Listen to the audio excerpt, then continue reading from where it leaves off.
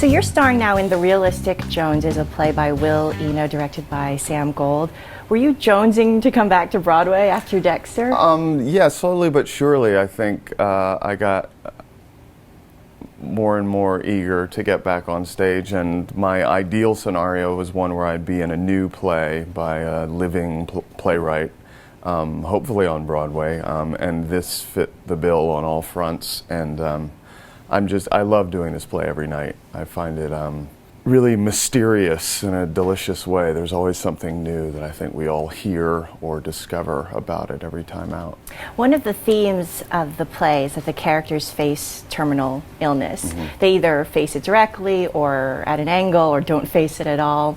And you were diagnosed with cancer in your 30s and you beat it. Mm-hmm. So how does that experience inform your current experience with the play? It certainly is probably in the mix in terms of what I bring to the play as far as my personal experience goes.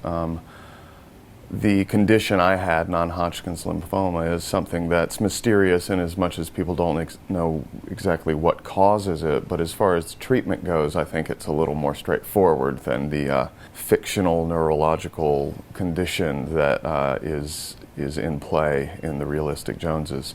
But yeah, I think having gone through that experience and confronted the reality of my mortality in maybe a more concrete way than I would have otherwise was informative. One of the unique aspects of this play is the language and the dialogue by Will Eno. Some would say it's eccentric, it has its own specific rhythm mm-hmm. and logic. So mm-hmm. as an actor, how is that to learn Will Eno's lines and perform them every night? I find Will's language to be idiosyncratic, eccentric, unique, singular, but at the same time, I think it captures something essential about the way modern people do communicate in terms of making changes in thought that are seemingly arbitrary and contradicting.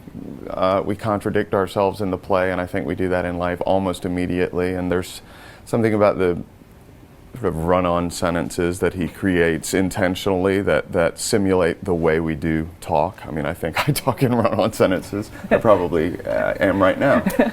Your character, John, is so funny. I mean, you have some of the most hilarious moments in this play, which is it's a very different character from previous ones. You played, obviously, Dexter, but even Kammerer in Kill Your Darlings. Yeah, not very funny. Not very funny at all.